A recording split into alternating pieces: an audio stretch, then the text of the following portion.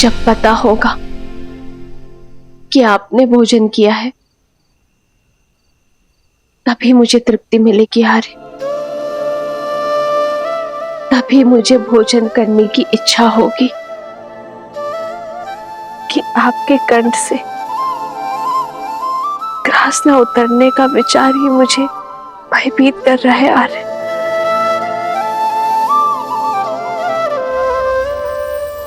श्री राम श्री राम।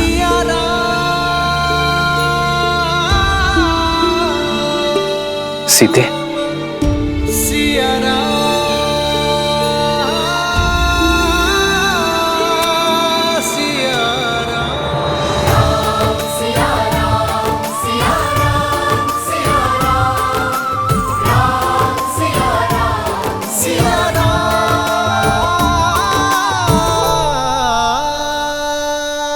कब तक स्वयं को भूखा रखेंगे आर्य?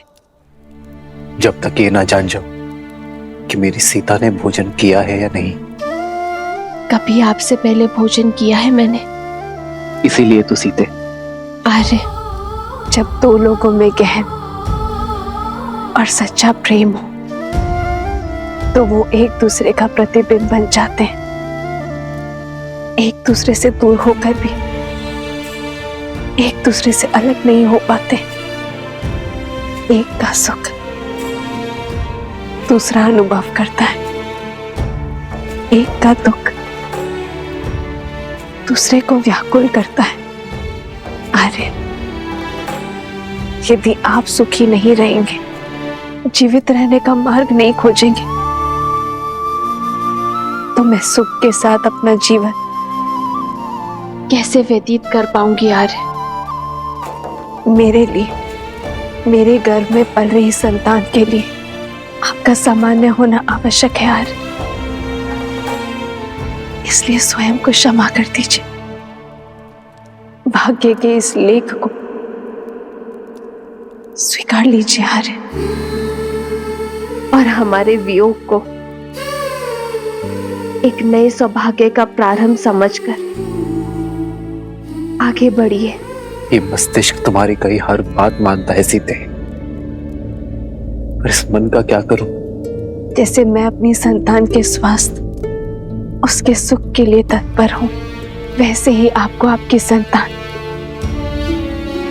अयोध्या की प्रजा के बारे में सोचना होगा आर्य।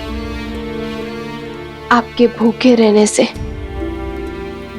उन्हें सुख नहीं मिलेगा आर्य। कैसे करे भापार ये राम, राम सिया राम, सिया राम, सिया राम।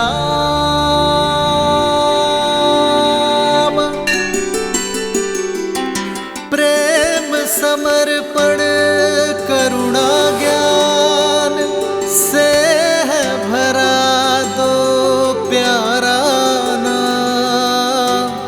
जय सिया राम, जय जय सिया राम, जय सिया राम, जय जय सिया राम। मैं जानता हूं सीते,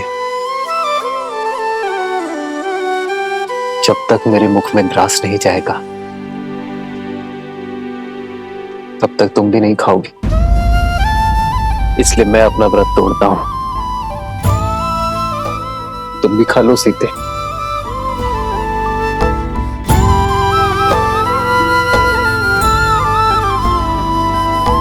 राम सिया राम, जय जय राम, राम सिया राम, जय जय राम।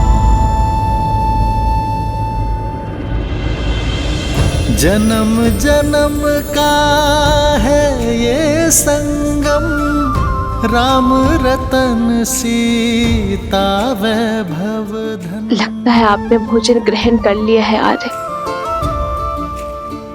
अब मैं भी भोजन कर सकती हूँ। एक है पौरुष, एक समर्पण, एक है रूप तो दूजा दर्पण।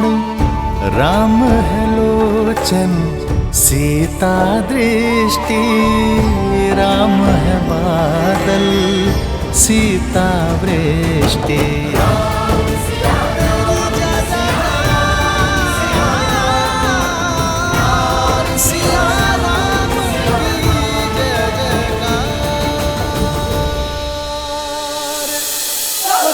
बचाओ बचाओ बचाओ बचाओ बचाओ, बचाइए बचाइए बचाइए बचाइए बचाइए बचाइए बचाइए, मुझे क्षमा कर दे, मुझसे त्रुटि हो गई। क्षमा करें महाराज, क्षमा करें महाराज, क्षमा करें। जब से आपने महारानी का त्याग किया है, तब से मेरे पति आत्मग्लानि में दिन भर दिन घुट घुट के जी रहे। महाराज, मैंने उनको क्षमा कर दिया महाराज, वो आपसे क्षमा मांगना चाहते हैं महाराज, पर आपसे दृष्टि मिलाने की शक्ति नहीं है उनके पास महाराज, इस वजह से वो आपसे क्षमा मांगने नहीं आ पाए महाराज। जब तक आप इन्हें क्षमा नहीं करेंगे, तब तक ये अयोध्या वासी भी इन्हें क्षमा नहीं करेंगे महाराज। आप क्षमा कर दीजिए महाराज, देखिए इनका क्या हालत कर दिया इन लोगों ने महाराज। मुझे क्षमा कर दीजिए, मुझसे त्रुटि हो गई महाराज, खुदा भी ऐसा नहीं करूंगा।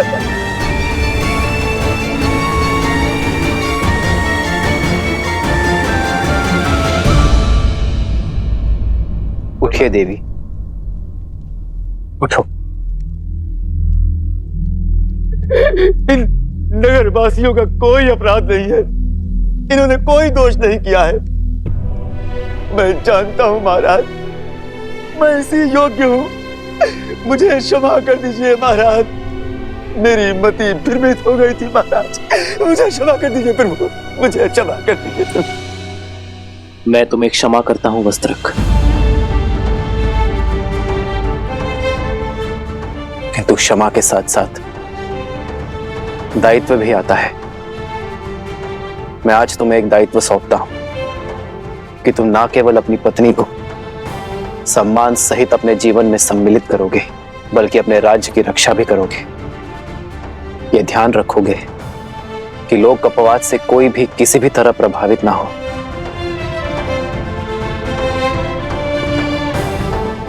वस्त्रक, अब मेरे साथ साथ तुम भी राज्य की सेवा का दायित्व उठाओगे।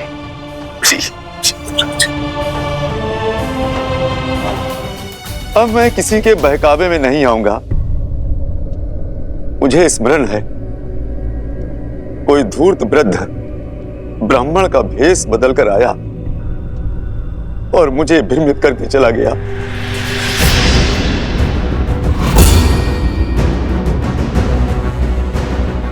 वस्त्रक, किस वृद्ध ब्राह्मण के बारे में कह रहे हो तुम? कौन है वो, कहां रहता है, बताओ मुझे। मैं उसे घसीट कर यहाँ इस सभा में लेकर आऊंगा। जिसने मेरी भाभी मां पर इतना बड़ा लांछन लगाया है, उसे तो पाताल से भी घसीट कर लाएगा ये लक्ष्मण। लक्ष्मण, संदेह फैलाने वाले को पकड़ने का कोई औचित्य नहीं। औचित्य है महाराज, ये वही व्यक्ति है जिसके कारण आपने मेरी भाभी मां को वनवास दे दिया है। हमारा समस्त परिवार तार तार हो चुका है और आप कह रहे हैं कि उसका सत्य जानकर भी इतने शांत कैसे रह सकते हैं आप? यही तो वो व्यक्ति चाहता है कि हमारा बल,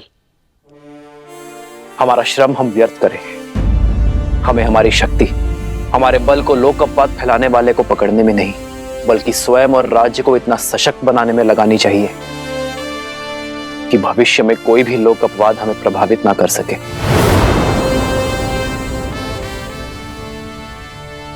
परंतु मैं तो उस पापी को खोज कर रहूंगा जिसके कारण मेरी भाभी मां को उन्हें वनवास का दंश सहना पड़ा।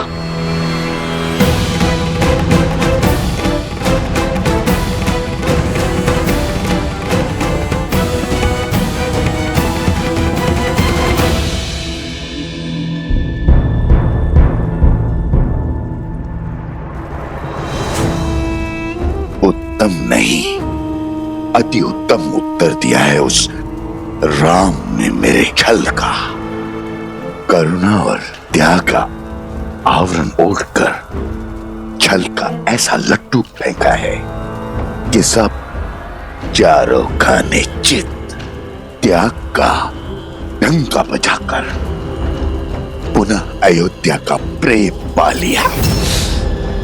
बड़ा चतुर निकला ये सूर्यवंशी, पर मैं भी सहस्त्रमुख रावण हूं।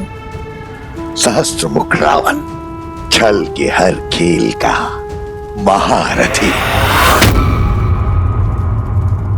तो बातें ही बनाते रहेंगे या दिखाएंगे जौहर अपना? वहां धर्म का स्वरूप वो राम राज्य बना रहा है, अनंत काल तक पूजे जाने का मार्ग प्रशस्त कर रहा है, और तुम एक क्षण की ये जीत का उत्साह मना रहे हो। मूर्ख, असुर तो हो, बलवान पर बुद्धिहीन। परिस्थिति चाहे घर के भीतर की हो या राज्य के अंदर की, रणनीति सदा ही उभरती परिस्थितियों की प्रतिक्रिया होती है। तो फिर इस परिस्थिति से लड़ने के लिए तुम्हारे पास क्या योजना है भैया? यात्रा, अपनी माया से सीता को खोजने की तीर्थ यात्रा, और उसके बाद मुझे उसे खोजना है जो मेरी योजना का सहायक बने, अपने प्राणों की आहुति देकर मेरे लिए सफलता की सीढ़ी बने। कौन? धीरज रखो प्रिय बहन, धीरे धीरे तुम्हें सब दिखाई और सुनाई देने लगेगा। आशा करती हूँ कि इस बार जीत तुम्हारी ही होगी, और यदि नहीं हुई तो इस प्रतिशोध की पतवार मुझे ही थामनी होगी।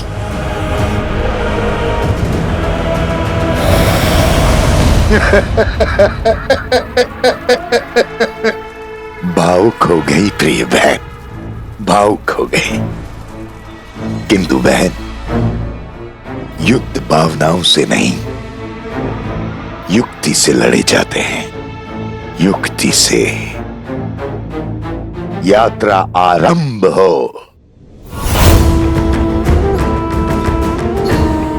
वो यात्रा जो सीता तक जाकर पूरी होगी। मैं आ रहा हूं देवी सीता, मैं आ रहा हूं।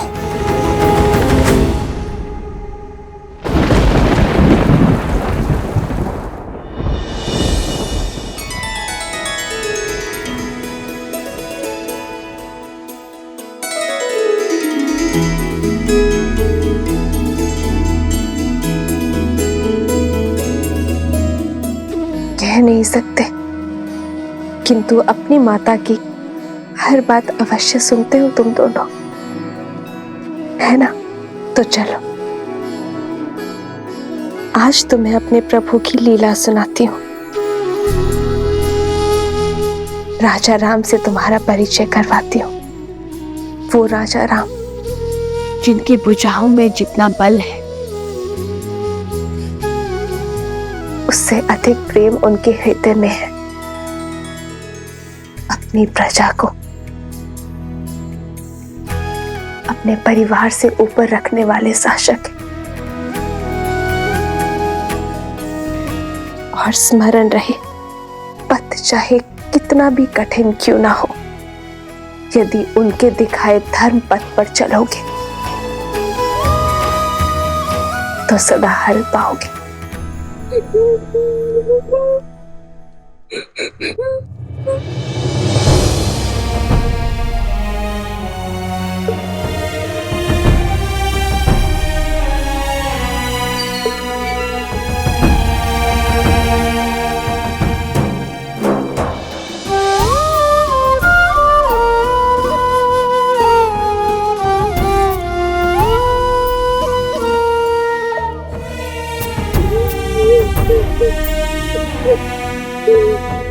तुम रो क्यों रहे हो? इस सुंदर मुख पर मुस्कान कैसे आएगी? आप भुवन देवी है ना? देवी अर्थात ईश्वर। आपके पास तो अथाह शक्तियां होंगी। क्या आप मेरी माता को ला सकती हैं?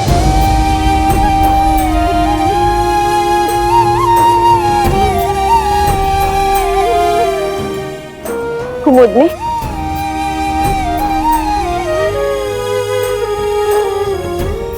ये बालक कौन है और इसकी माता को क्या हुआ? वो शांडिल्य है। 2 वर्ष पहले एक दिन उसकी माता वन में गई और फिर कभी नहीं लौटी। वो तब से अपनी माता की प्रतीक्षा कर रहा है। वो नहीं जानता कि उसकी माता को लवणासुर राक्षस ने खा लिया है। अब वो कभी नहीं लौटेंगी। लवणासुर?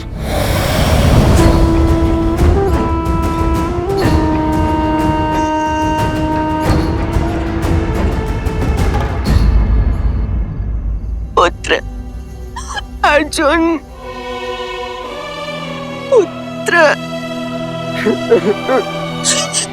पुत्र अर्जुन, तुम कहीं नहीं जाओगे। सुना तुमने? तुम कहीं नहीं जाओगे। क्षमा करना बहन, मैं विवश हूँ। हर अमावस्या को हमारे गांव से उस दुष्ट लवणासुर को किसी की बलि देनी पड़ती। इस बार तुम्हारे घर की बारी। इकलौता पुत्र है मेरा, इसका बलिदान कैसे दे दूं? इसकी मृत्यु से ये मेरा पूरा वंश नष्ट हो जाएगा। मुखिया जी, कुछ तो कीजिए। कुछ नहीं हो सकता आर्या, फिर भी तुम कहते हो तो मैं प्रयास करता हूं। कोई है? अरे है कोई जो पुत्र अर्जुन के स्थान पर अपना बलिदान देने को सज्ज हो?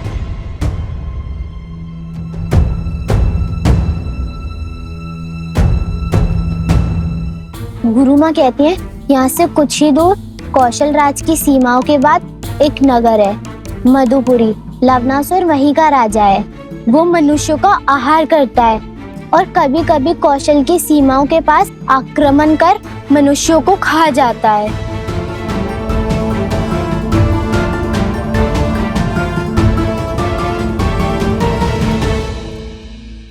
तुम मेरी एक सहायता करोगी? देखा, मैंने कहा था।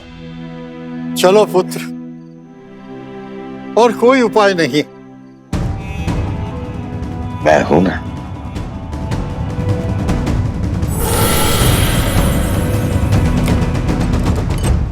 रुक जाओ।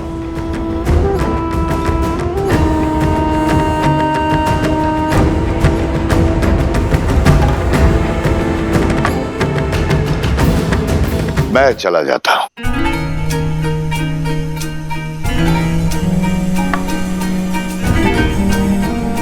तीर्थ यात्रा पर जा रहा, मुक्ति पाने।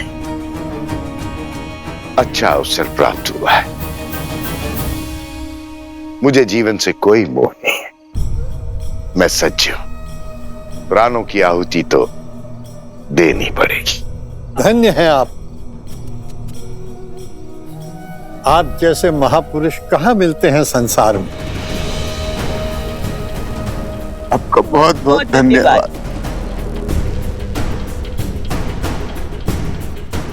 आओ मित्र।